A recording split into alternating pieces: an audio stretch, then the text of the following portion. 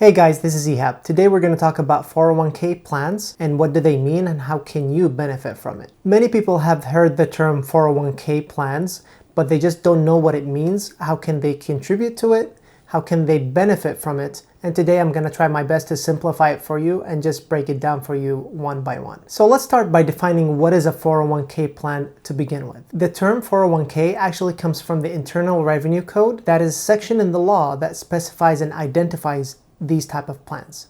A 401k is a tax-deferred retirement account. A tax-deferred basically means you are contributing to the plan before tax. So before the money is taxed, you are contributing that money into the plan. Once that money goes into that account, it's actually tax-deferred. You're not going to pay taxes on it. You're not going to pay taxes on the gains, and you're not going to pay taxes on anything until you withdraw that money from the 401k. This type of retirement account is very popular nowadays. It's offered by many employers to their employees as an additional benefit to working for the company. In recent decades, the 401k plans have become very popular, and the pension plans are actually become very rare, where the employers are shifting the risk and the responsibility from the employers for saving for a retirement account to the employees. So now it is your responsibility to save for your own retirement. And there are so many ways that you can contribute to a 401k plan. The easiest way and the most convenient way is through auto payroll deduction. That basically means you sign up once you start working for your employer, assuming they are offering 401k plans. You start contributing to the 401k plan by letting them know, or let HR know, or the payroll know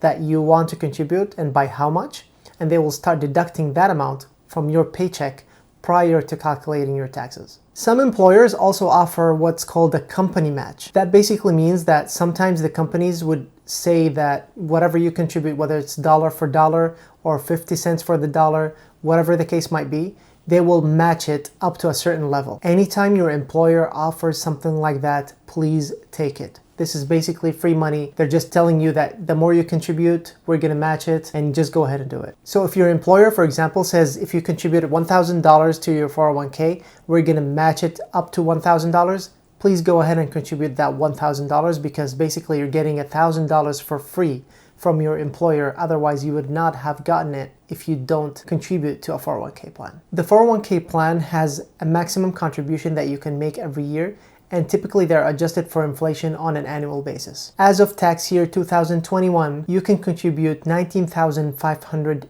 per year to your 401k plan if you are under the age of 50. If you are over the age of 50, you have what's called a catch-up contribution, which they're trying to make you catch up for whatever years that you have missed by not contributing to a 401k plan, and you have an additional $6,500. That will make your total contribution to $26,000 per year. Again, these numbers are adjusted for inflation, so next year it could change, but typically every year you'll see the IRS will release an update and tell you exactly how much you can contribute per year. Now let's talk about some of the benefits of having a 401k and contributing to a 401k. The first and the most obvious benefit is that pre-tax contributions make savings a little less painful to you. And by that we mean making contribution out of your paycheck basically means you're paying the money before the IRS takes its cut of the taxes on your money, which obviously makes your dollar a little bit more valuable. For example, let's say you are paying 20% taxes on your income. Now let's say you're trying to save $800 a month. In order for you to save the $800, you have to have $1,000 before you save the $800, because you're going to pay the $200, which is the 20% taxes on your money. And then you are left with the $800. Now with the 401k, since it's a pre-tax money, you don't have to worry about paying the $200. If you want to save $800, you're saving only $800. You don't need to save $1,000 to get the $800. Now, the second benefit is that contributions can significantly lower your income tax. So not only you're saving for the future, you're investing your money, but at the same time, you're saving on income taxes. So let's say, for example, you're making $65,000 a year, and you decide to max out your contributions for the year. And for the year, it's $19,500 for 2021, for example. Now, instead of paying taxes on the $65,000, which is your total income, after you contributed the $19,500 to your 401k, you're only paying taxes on the $45,500, which is the leftover, the 65 minus the 19,500. So basically you're deferring paying taxes on $19,500 and you're only paying on the leftover portion, which is the $45,000. So it's a great tool, especially for people who are W-2 employees, and that's typically what I tell my clients who are W-2 employees. Go ahead and max out your contributions as much as you can, because that's the only way you can lower your taxable income, especially if you're W-2 employees and you have no other side business or a side hustle that you can deduct other expenses from. Now, the third benefit is that these investments can grow also tax deferred. So once the money is in your 401k, it will never be taxed unless you take it out. And that's true for both a traditional 401k and a Roth 401k. As long as the money is in your account, you pay no taxes on the growth, you pay no taxes on the income, you pay no taxes on the dividend, none of that. As long as it stays in your account. The minute you withdraw it, or you're required to withdraw it at a certain age, then at that time, you're going to be taxed on it.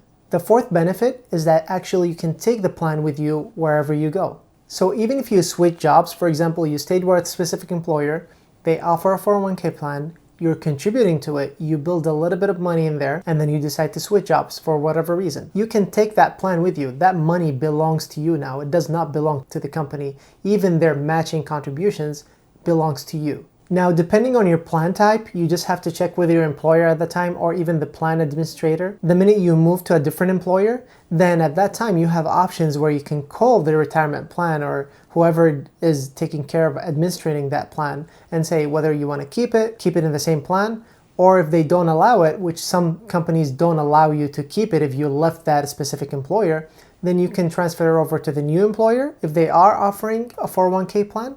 And even if they're not, you can create your own IRA, which is an individual retirement account, and then you can roll it over to that account and keep your money in there. So regardless where you go, that money stays with you. It's not like you saved the money with a specific employer and you lost it the minute you left.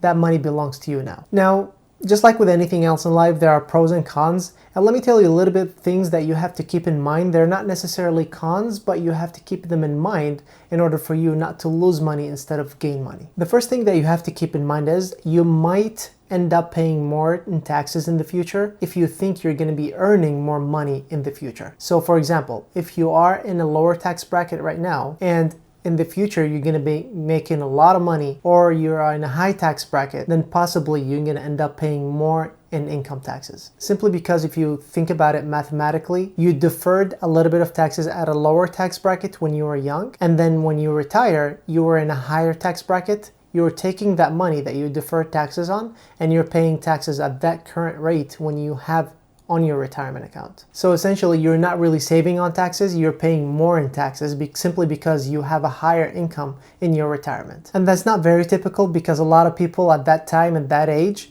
they're basically dependent on the retirement account income and depending on Social Security income, and that's pretty much it. Not a lot of people will be holding a high income jobs when they retire. They'll be dependent on just few sources of income. So most likely you will be on a lower tax bracket. Now, the other downside that you have to keep in mind about a 401k plan is they follow a certain schedule. The contributions follow a certain schedule, regardless of market condition. So if the market is up or the market is down, your contributions are going on a daily or a weekly or monthly basis, regardless of what happens. And to me personally, that's not a bad thing, because what experts have told us that we should never time the market because we never know what's going to happen. So we're dollar averaging our investments regardless what's going to happen. So if you are with an employer for 5 years, you're dollar averaging your investments over that 5-year period because you're contributing every single paycheck. And research has told us that we don't know how to time the market. We just don't know when the bottom is going to happen until it passes. And at the same time, we don't have the patience to save the money and keep it around until the next crash happens and invest it. So you're better off to dollar average it and just contribute on a regular basis. The other thing that you have to keep in mind also is that you cannot touch that money until you're 59 and a half. So that money is not liquid. It's not like you have savings in your bank account and you can just withdraw from it whenever you have an emergency. Not the case with a 401k. With a 401k, you cannot touch that money until you're 59 and a half. Otherwise, you're penalized by the IRS for 10% if you break into your 401k. On top of paying regular income taxes at whatever bracket you are when you break into your 401k. So if you are, for example, you're in 20% tax bracket and you decide to break into your 401k for whatever reason and you want to take that money out, at that time, you're penalized 10% plus the tax bracket that you're in, 20%. So you're paying 30% tax on the money that you're withdrawing just because you take it out before the retirement age. So you're better off just to leave it in the retirement account and not touch it until you actually reach the retirement age. And at that time, you can start taking withdrawals from it. So 401k plans are a great source for investing. They're one of the best ways for you to save if you are with an employer or a company that offers a 401k. And if you're not with a company or you are self-employed, you still have other options. You can do a SEP IRA, you can do a solo 401k.